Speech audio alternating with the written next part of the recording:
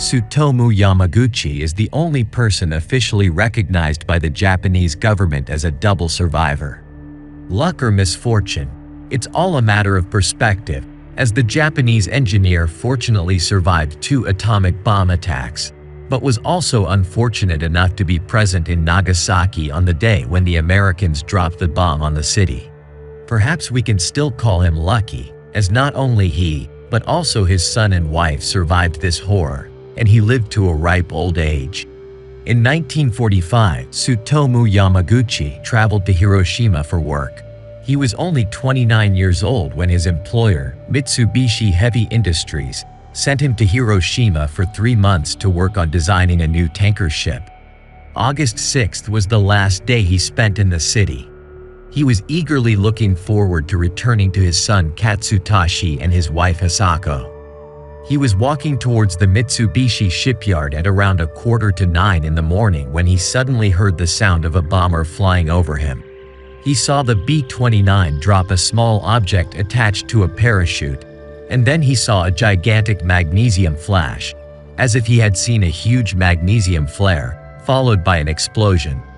He jumped into a ditch and then heard the deafening roar of the blast.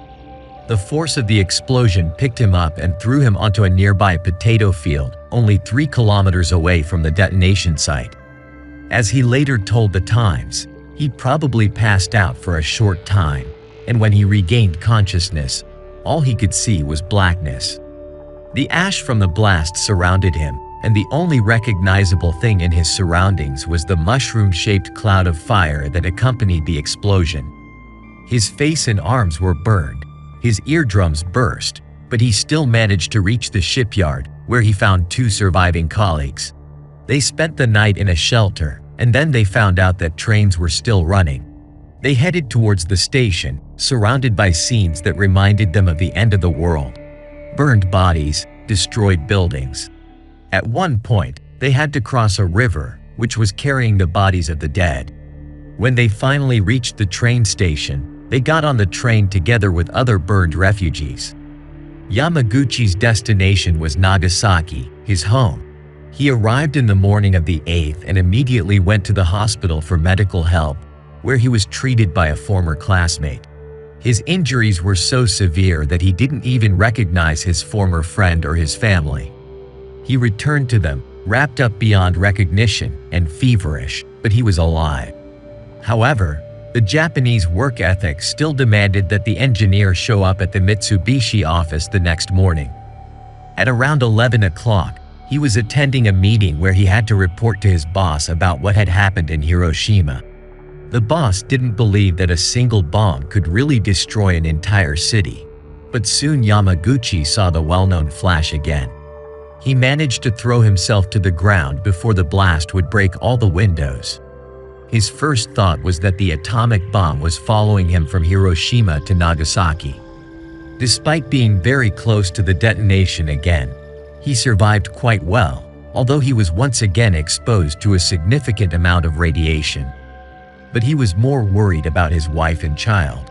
Part of their house became level with the ground, but his wife and son had just left home to buy a medicine that would help treat Yamaguchi's burns.